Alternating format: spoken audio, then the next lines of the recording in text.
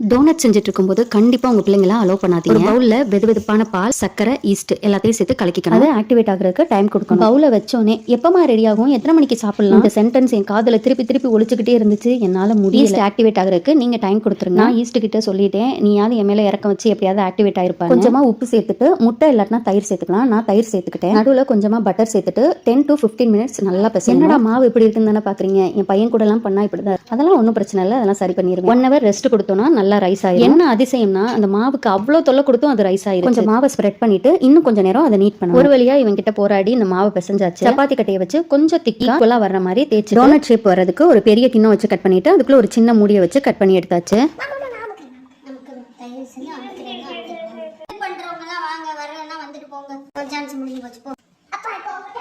வெட் cloth வச்சு close பண்ணி ஒரு 1 hour டைம் கொடுத்தோம்னா நல்லா ரைஸ் ஆகி வந்து. சாக்லேட் சிரப் செய்யறது நிறைய தடவை சொல்லியிருக்கேன், அதனால இப்போ சொல்ல 1 hourலாம் டைம் கொடுக்கல. ½ an hourக்கு அப்புறம் லோ ஃப்ளேம்ல வச்சு ஃப்ரை பண்ணி எடுத்தா. பெரிய சைஸ் சிரஞ்ச் நீடில் இல்லாம இந்த சாக்லேட் சிரப்பை எடுத்து டோனட்ல சென்டர்ல உள்ள பாட்டை ஃப்ரை பண்ணி எடுத்தோம். அதுல சாக்லேட் சிரப்பை உள்ள ஸ்டஃப் பண்ணியாச்சு. டோனட்டை சாக்லேட் சிரப்ல டிப் பண்ணி கொஞ்சம் டைம் கொடுத்தோம்னா செட் ஆயிடும். அடுத்து டோனட்டுக்குள்ளேயும் எனக்கு சாக்லேட் சிரப் வேணும் அப்படின்றனால இந்த வேலையெல்லாம் பார்த்து ஃபேமிலியா சேர்ந்து செய்யறது ஹாப்பியா தான் இருக்கும். என்ன பெர்ஃபெக்ஷன் இருக்காது. இதை இப்படி செய்வோமா, இல்ல அப்படி செய்வோம், இல்ல நடுவில் ஏதாவது ஊத்திட்டாங்கன்னா அதெல்லாம் கேட்கறதுக்கும் பாக்குறதுக்கும் நமக்கு பொறுமை தான் வேணும். ஃபேமிலி டைம்ன்றது வீக்லி ஒன்ஸ் ஆகுது இருந்துச்சு. கண்டிப்பா கொஞ்ச நாள்ல லவ்வோட ஒரு அண்டர்ஸ்டாண்ட் பண்ணிப்போம்.